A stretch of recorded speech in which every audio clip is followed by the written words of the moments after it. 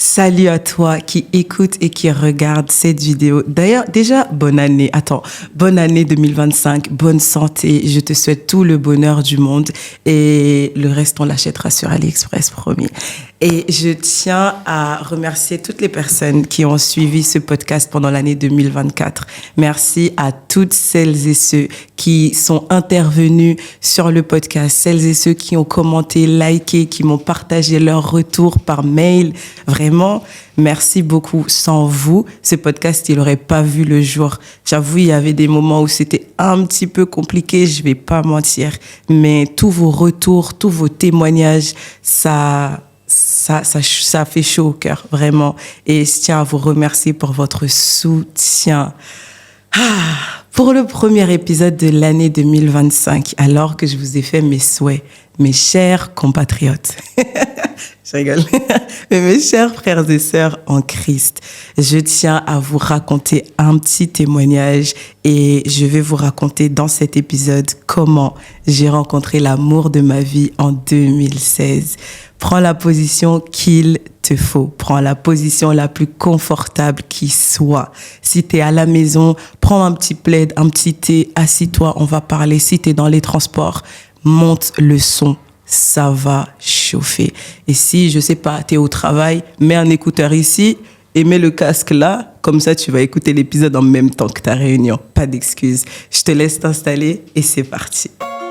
Et si j'annonce l'évangile, ce n'est pas pour moi un sujet de gloire, mais parce que la nécessité m'en est imposée. Alors pour l'amour que Dieu a pour le monde, j'ai osé dire oui. Bienvenue sur Jay, un podcast. Ici, on est ensemble, on avance ensemble et on guérit ensemble. Let's go!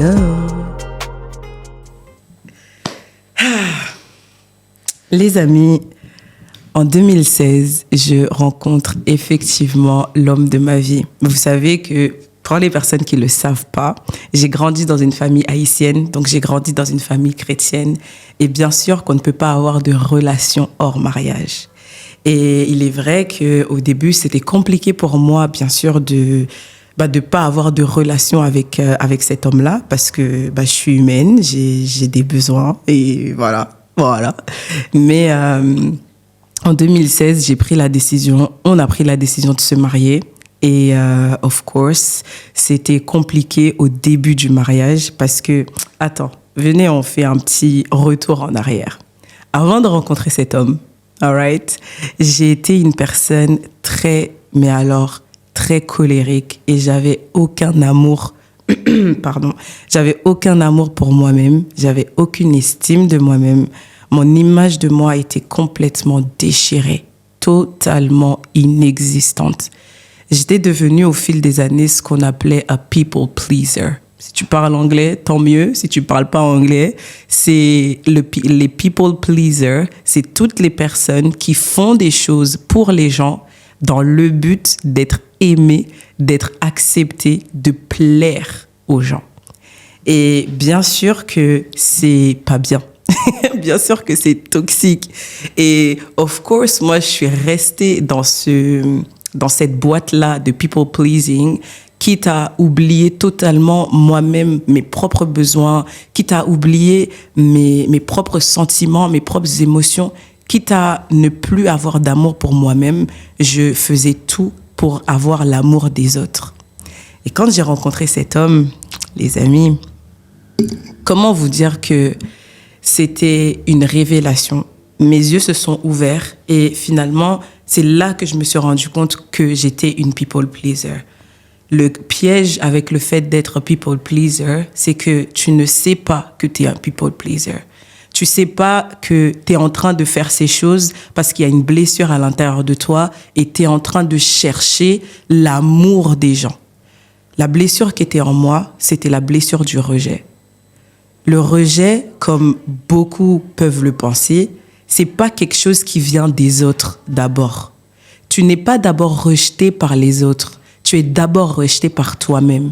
C'est parce que tu penses que t'as pas de valeur, que t'es rien, que vraiment tu ne vas pas y arriver, que t'as aucun amour, tu mérites pas d'être heureux. C'est à cause du fait que toi-même tu te rejettes que tu penses que les autres te rejettent. Do you understand? Et j'étais arrivée à cette période-là de ma vie où je pensais que que j'allais jamais être heureuse, que j'allais jamais réussir et que limite, je ne méritais pas qu'on m'aime. Ça fait que quand cet homme est arrivé dans ma vie et qu'il a commencé à m'aimer, je me suis dit, mais pourquoi ? Je comprends pas, pourquoi tu fais ça ? Je ne mérite pas. Regarde-moi, regarde mon corps, regarde ce que les gens ils disent de moi, regarde comment je m'habille, regarde comment je parle, regarde ma colère, regarde comment j'ai de la haine pour les gens. Regarde comment je suis, comment tu peux m'aimer comme ça ? Et j'ai nourri le rejet, j'ai nourri cette blessure. Et bien sûr qu'à un moment donné, j'ai fui l'amour de cet homme-là. Ouais. J'ai fui à l'opposé, les gars. Parce que j'ai lu un livre récemment qui s'appelle « La guérison des 5 blessures de l'âme » de Lise Bourbeau. Je ne sais pas si vous connaissez. Si vous ne connaissez pas, allez le lire. Et elle explique que le masque qui s'active lorsque la blessure du rejet est présente, c'est le fuyant. La personne qui fuit. Tu fuis les responsabilités. Quand ça devient difficile, tu fuis. Quand la personne avec qui tu es en relation, elle commence à être en colère ou à faire des choses, au lieu d'affronter la situation, what do? Tu fuis.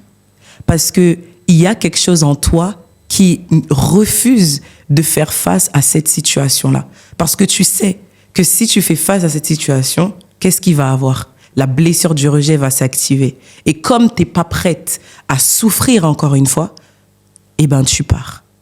Comme moi, j'étais pas prête à admettre que j'avais un problème de colère, que j'avais un problème de manque d'estime de moi, de manque de confiance, que j'étais devenue une people pleaser, lorsque cet homme a commencé à m'aimer et que son amour a fait ressurgir toutes ces choses en moi, j'ai fui parce que je voulais pas prendre la responsabilité d'affronter ces choses-là.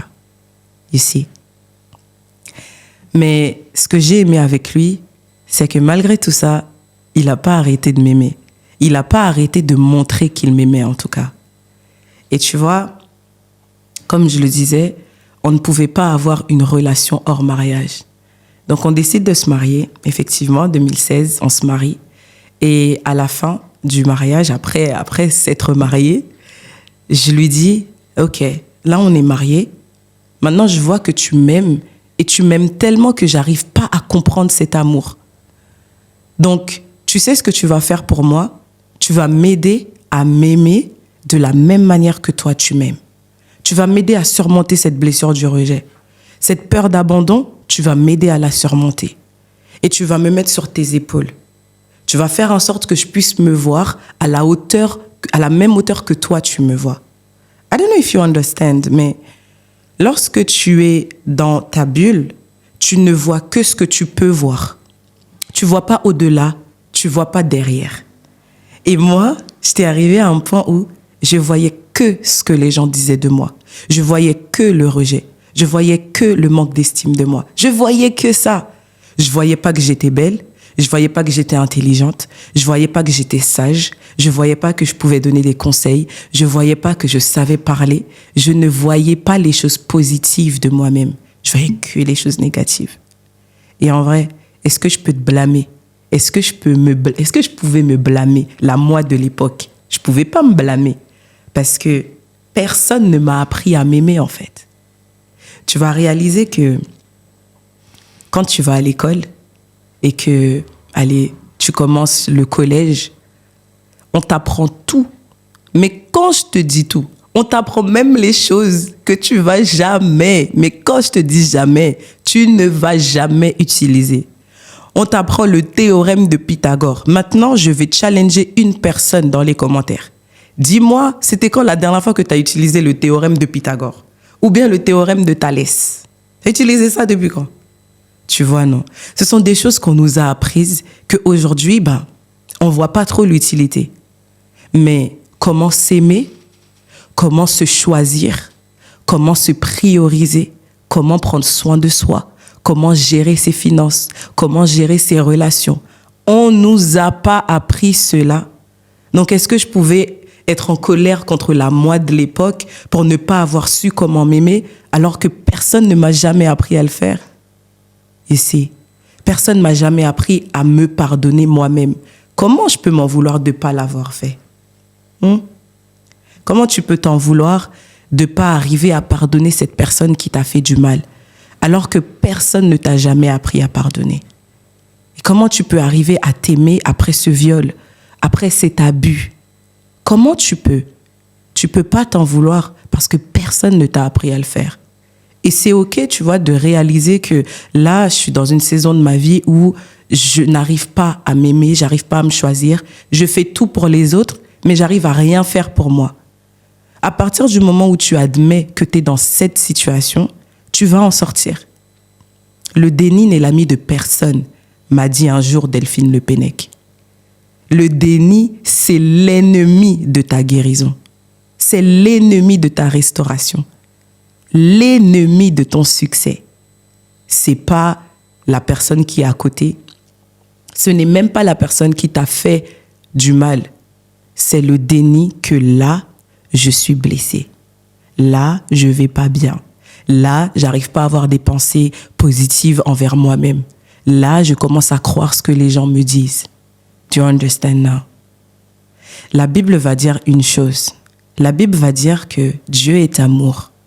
Et que lorsqu'on rencontre Dieu, lorsqu'on rencontre cet amour, on ne peut pas le garder pour soi. Voilà pourquoi les disciples, dès lorsqu'ils avaient reçu le baptême du Saint-Esprit, qu'est-ce qu'ils ont fait? Ils ont sorti, ils sont partis propager la bonne nouvelle, propager l'amour de Dieu. You see now? Cet homme de qui je parlais en début, c'est Jésus-Christ. J'ai rencontré l'amour de ma vie en 2016, alors que j'étais au lycée. Pourquoi je disais que je ne pouvais pas avoir de relation avant le mariage avec Jésus? Le mariage, pour moi, c'est le baptême. Lorsque tu passes par les eaux du baptême, tu témoignes devant les hommes et devant les cieux que tu passes d'un état à un autre. Le fait de tomber, qu'on te plonge dans l'eau, pas qu'on te jette, qu'on te plonge dans l'eau, c'est un symbole d'une mort. Tu meurs à ta vie d'avant, tu meurs à ta vie passée. Et quand on te relève de l'eau, qu'est-ce que ça veut dire? Tu ressuscites avec Christ. Maintenant, tu passes à une vie nouvelle. Et c'est ça le mariage pour moi. Je ne pouvais pas avoir de relation avec lui malgré que j'étais née dans une famille chrétienne. Parce que j'allais simplement à l'église. Je suivais les parents seulement, puis c'est tout. Je faisais rien d'autre. Je ne savais pas qui était le Saint-Esprit. Je ne savais pas que Dieu était amour. Je connaissais juste Jean 3,16. Mais tu vois que, à travers ce verset, il y a quelques années, j'ai compris que l'amour, c'est pas d'abord ce que tu as à donner. C'est pas d'abord ce que tu as à recevoir de quelqu'un. C'est tout d'abord en premier lieu ce que tu as à donner. Et ce qui m'avait le plus freiné avant de passer par les eaux du baptême, c'était que je me disais « Oh, mais j'ai rien à donner à Dieu. J'ai rien à lui donner. C'est quoi? Ma vie, elle n'est pas intéressante, elle est grave nulle. Je lui donnais quoi ?» Mais la réalité, c'est que ta vie, c'est tout pour Dieu. C'est pour ta vie qu'il a envoyé Jésus. C'est pour ta vie que Jésus est resté attaché à cette croix. C'est pour ta vie, pour la mienne, pour la nôtre. Tu vois, non? Et je rajoute une chose. C'est que quand j'ai fait la rencontre avec Christ et que je me suis baptisée, tout mon regard a changé. Je disais que j'avais une faible estime de moi, que j'avais une image de moi déchirée, totalement inexistante même. Et quand je l'ai rencontré et que j'ai fait cette fameuse prière dans ma chambre, j'ai dit « Ok, tu m'aimes. Je comprends pas pourquoi, mais vas-y, ok, y a pas de souci. Merlich, tu m'aimes. » Et c'est tout, ça va, ok, y a pas de problème, j'accepte que tu m'aimes. Mais maintenant, comment est-ce que je crois que tu m'aimes? Comment est-ce que je reçois cet amour? J'y arrive pas. Parce que, comme j'avais pas d'amour pour moi-même, et que je pensais, vas-y, je peux pas recevoir de l'amour.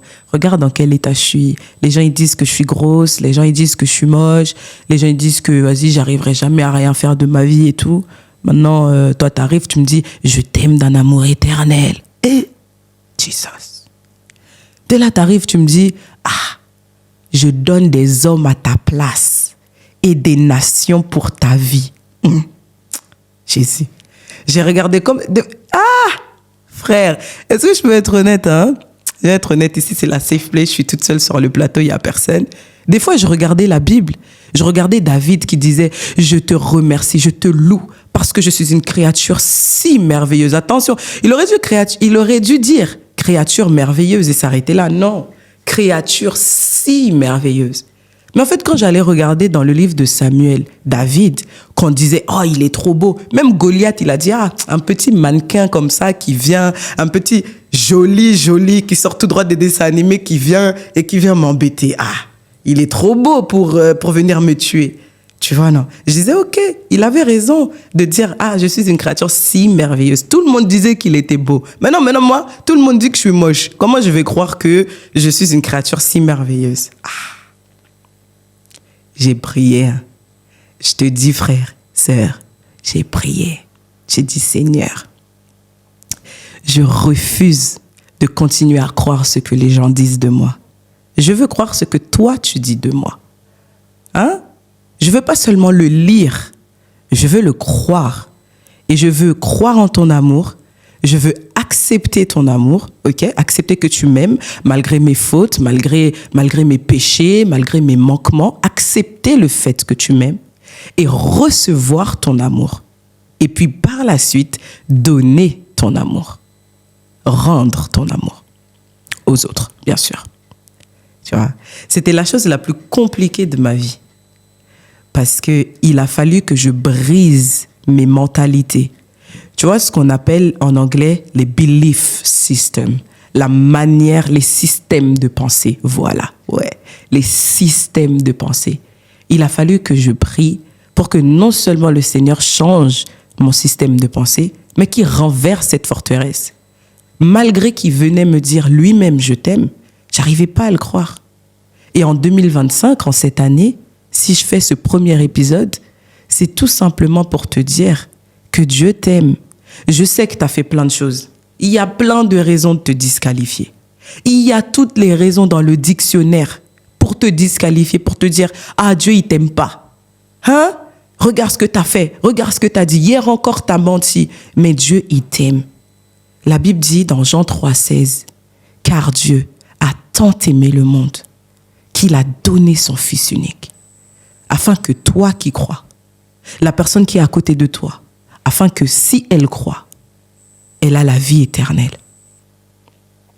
Il aurait pu décider de mettre des conditions. Ah, si elle fait ça, si elle jeûne, si elle ne mange pas de porc, si elle ne ment pas, si elle ne va pas dans la boîte de nuit, elle est sauvée. Si, je ne sais pas, elle ne couche pas avant le mariage, elle est sauvée.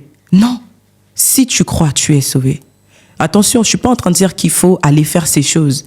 Paul va dire, si j'ai connaissance de la grâce, est-ce que c'est à cause de la grâce? Est-ce que c'est parce qu'il y a la grâce que je vais pécher? Non. Il dit loin de là. Loin de là. Non. C'est parce que il y a tellement d'amour en Dieu que cet amour-là, c'est lui qui va m'empêcher de pécher. Quand tu seras devant le péché, tellement tu aimes Dieu, tu vas faire comme Joseph. Tu vas dire non. Devant la femme de Potiphar, non. Je ne peux pas faire un si grand mal à Dieu. Je ne peux pas tomber dans ce péché parce que j'aime trop Dieu. Tu vois? Et les amis, ne nous disqualifions pas de l'amour et de la grâce de Dieu. À 18 ans, je décide juste comme ça. Je finis en disant, je décide seulement de me marier avec Christ. Je n'avais pas eu de révélation particulière. Je n'avais pas eu de parole particulière. Non. En vrai, j'avais jamais ouvert ma Bible. Et je vous parle sérieux. Un jour comme ça, je décide, je vais voir mon pasteur et je lui dis, pasteur, je vais me faire baptiser. Point. Il me dit, pourquoi? Je dis, je sais pas. Oui? Je dis, je sais pas. Je veux juste me faire baptiser parce que je vois, il y a des gens, quand ils se font baptiser, ils parlent en langue, ils tombent sous l'onction. Moi, j'ai grandi dans une église haïtienne, donc si t'es pas baptisé, tu peux pas servir. Tu sers nulle part. Donc, je vois, ils servent et tout. Moi, je veux juste vivre des trucs de ouf comme ça avec Dieu et puis voilà, ça va s'arrêter là. Aïe! Après le baptême, j'ai commencé à servir Dieu. Et aujourd'hui, nous voilà. Juste une décision comme ça, sur un coup de tête, Pourquoi? Parce que je voulais vivre des trucs de fou avec Dieu. Et le truc le plus fou que j'ai vécu avec Dieu, c'est la restauration de mon âme. Je m'aime, les gars. Et je m'aime, mais je dis pas ça, oh, j'ai pris la grosse tête, comment ça tu t'aimes, qu'est-ce qui se passe? Je m'aime. Et quand je me regarde dans le miroir, au contraire de la petite fille qui était au lycée, qui se regardait et qui se disait « T'es moche, t'es grosse, t'y arriveras pas ». De sorte à ce que quand les autres vont lui dire ça, elle sera pas choquée, elle sera pas blessée. Aujourd'hui, quand je me regarde dans le miroir, je dis comme David « Père, je te loue de ce que je suis une créature si merveilleuse. » Je te dis non, si merveilleuse. Regarde le sourire, regarde les cheveux, regarde. Ah, non, frère. Si merveilleuse. Je suis passée de celle qui se blessait dans le secret avant que les autres ne la blessent dans le public à celle qui se bénit, celle qui se réjouit de se voir dans le miroir, celle qui s'aime, celle qui se choisit, celle qui se priorise avant que les autres ne le fassent. Yeah. C'est ça que Dieu il m'a donné. Je voulais juste vous partager comment j'ai rencontré l'amour de ma vie et de vous dire que vous aussi, vous pouvez le rencontrer. Dieu dit dans sa parole, « Cherchez-moi et je me laisserai trouver par vous. » Il y a personne qui a cherché Dieu qui ne l'a pas rencontré. Parce que Dieu, il n'aime pas jouer à cache-cache. As a matter of fact, s'il joue à cache-cache avec toi, il va se laisser trouver. C'est-à-dire, il va se mettre en plein milieu devant toi. Toi, tu vas dire, ah, je vais te chercher derrière le mur, derrière l'arbre. Non, il est devant toi. Tu n'aimes pas jouer à cache-cache. Amen. Merci d'avoir suivi. Ah, frère, j'espère que cet épisode-là, que vraiment, ça t'a donné envie de connaître Christ, de connaître l'amour, le véritable amour. Je conclus en disant une chose. Tu sais, il y a des personnes que je connais qui ont une révélation particulière de Dieu. Je connais quelqu'un qui n'a pas eu de père. En tout cas, son père a été très absent dans sa croissance. Et donc, quand il a rencontré Dieu, Dieu s'est révélé comme un père. Il y a d'autres personnes, Dieu s'est révélé comme un mari. D'autres personnes, Dieu s'est révélé comme un frère. Et moi, Dieu s'est révélé comme amour pour moi. Parce que j'avais pas d'amour. Je connaissais pas l'amour. Je savais pas c'était quoi. Et je veux juste que tu fasses un exercice avec moi. Peu importe où tu te trouves. OK? C'est très, très simple. Baisse tes épaules. Ouais, baisse tes épaules. Je sais, tu t'es pas rendu compte qu'elles étaient levées. Baisse tes épaules. Ferme les yeux. Respire. Prends une grande inspiration par le nez. Expire par la bouche. All right. Ça va aller. Tu vas bien, tout va bien. Je vais juste te poser une question. De quoi est-ce que tu as besoin en ce moment même? Si tu n'as jamais rencontré Jésus, c'est ma première question pour toi. De quoi tu as besoin en ce moment même? De qui tu as besoin en ce moment même? Si tu as besoin d'un mari, c'est OK. Si tu as besoin d'un meilleur ami, c'est OK. Si tu as besoin d'un business partner, c'est OK. Si tu as besoin d'un psy, c'est OK. Si tu as besoin juste d'une oreille attentive, juste d'une épaule sur laquelle pleurer, c'est absolument OK. All right? Maintenant, après avoir défini de qui ou de quoi tu as besoin, ferme la porte de ta chambre. Rentre dans le lieu secret et dis à Dieu, j'ai besoin de telle chose, j'ai besoin de telle personne, révèle-toi à moi de cette manière-là. All right? Et si tu as déjà rencontré Christ, fais le même exercice, baisse tes épaules, ferme les yeux, prends une grande respiration par le nez, expire par la bouche et réponds à cette question. Lorsque tu as rencontré Christ en tout premier, il s'est révélé à toi de quelle manière? Est-ce qu'il s'est révélé à toi en tant qu'amour, comme moi? Est-ce qu'il s'est révélé à toi en tant que joie? Est-ce qu'il s'est révélé à toi en tant que la mère que tu n'as jamais eue? Ou le père qui t'a abandonné? Ou le grand frère que tu n'as jamais eu? comment est-ce qu'il s'est révélé à toi? Et une fois que tu as répondu à cette question, je t'en prie, par les compassions du Christ, retourne dans le lieu secret et dis à Dieu, je veux continuer de bâtir ma relation avec toi sur la base de cette révélation. Tu t'es révélé comme un grand frère, je veux te servir comme un grand frère. Tu t'es révélé comme une mère, je veux te servir comme une mère. Amen. Et voilà, c'est fini. Je ne savais pas comment finir cet épisode, mais je le termine comme ça. Les amis, encore merci d'avoir écouté, regardé cet épisode. Et vous entendez sans doute une petite bande son derrière moi. Aïe, aïe, aïe, aïe. Et oui, Jay, un podcast vidéo, a sa bande son originale. Ouais.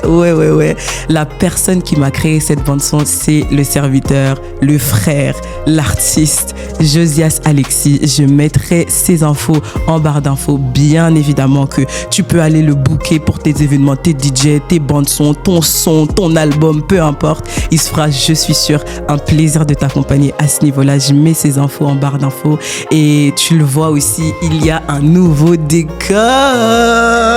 Eh oui, il y a un nouveau décor, Jay, un podcast évolue et je suis trop heureuse de voir la lancée de ce podcast. Je suis vraiment trop contente. Aussi, si tu ne l'avais pas encore fait, abonne-toi à la chaîne YouTube et il y a une petite cloche juste à côté pour ne pas rater les notifications afin de savoir quand est-ce qu'il y a un nouvel épisode ou un nouveau short qui sort sur YouTube et aussi de me montrer ton soutien en commentaire. Dis-moi qu'est-ce que tu as pensé de cet épisode et surtout dis-moi comment Dieu s'est révélé à toi. J'ai trop hâte de te lire. Si aussi tu as envie de parler de élaborer plusieurs points qui ont été partagés dans l'épisode, écris-moi à jayunpodcast@gmail.com. Je me ferai un plaisir de te lire et de t'accompagner s'il le faut. Je suis également présente sur Instagram, c'est Prunelle de Dieu, la barre comme ça là. Jay un podcast et tu peux me retrouver sur TikTok, c'est @Madame Jay et puis voilà. Partage cet épisode à une ou deux personnes que tu penses aura besoin d'entendre ce témoignage et c'est tout. Merci d'avoir suivi. Merci pour ta fidélité, merci pour tes prières, merci pour ton soutien. Les amis, on se retrouve très vite pour le prochain épisode de ce podcast. D'ici là, prenez bien soin de vous. Salut!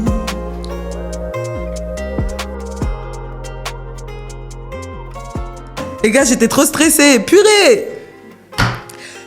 J'étais trop stressée. Et dans la pièce juste là-bas, il y a mon frère Joachim, il m'a fait ça. Quand on est arrivé à la fin, et du coup, j'étais là, mais qu'est-ce que je dis, qu'est-ce que je fais, je sais pas. Bien sûr que je t'ai vu. Non, je t'ai vu. Oh là là. Les gars, trop stressés. Mais on l'a fait. Jésus est vivant. Et Jésus vous aime. Bisous.